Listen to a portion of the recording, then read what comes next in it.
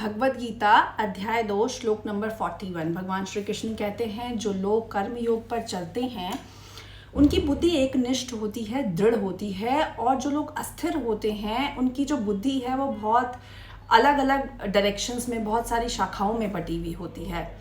Now if attachment is the function of the mind, अगर आसक्ति जो है वो मन से आती है, तो यहाँ पर भगवान श्री कृष्ण ने बुद्धि के विषय में क्यों बात करी।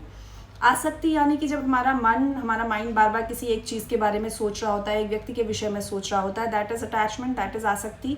नाउ इंटेलेक्ट एंड माइंड, ये दोनों बहुत अलग चीज़ है। इंटेलेक्ट वो है जो आपके लिए डिसीजन लेता है, आपको डायरेक्शन देता है, आपके माइंड को, बिकॉज माइंड कल्पना करता है, माइंड से ही हम जितनी भी इच्छाएं हैं वो सब माइंड से ही आती हैं।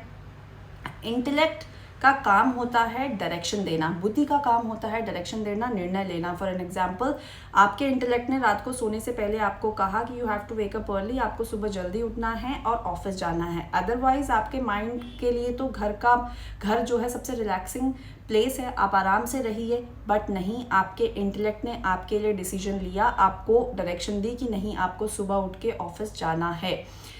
अब आपने क्या किया, अब आपके माइंड को पता है कि सुबह उठ के ऑफिस जाना है। वो डिसीजन किसने लिया? वो डिसीजन लिया इंटेलेक्ट ने।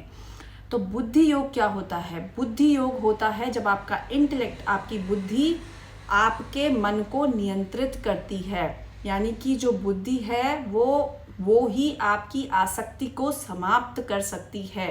जब आपके पास ज्ञान होता है तब आप मन को नियंत्रित कर सकते हैं। हमें ये समझना बहुत ज़रूरी है कि हम जो भी करते हैं उसको परिणामों से अलग रखकर करना चाहिए। अगर हम ये समझना शुरू कर दें कि हम जो भी कर रहे हैं वो भगवान की प्रसन्नता के लिए कर रहे हैं, तो इसी को हम बुद्धि योग कहते हैं। नमस्कार।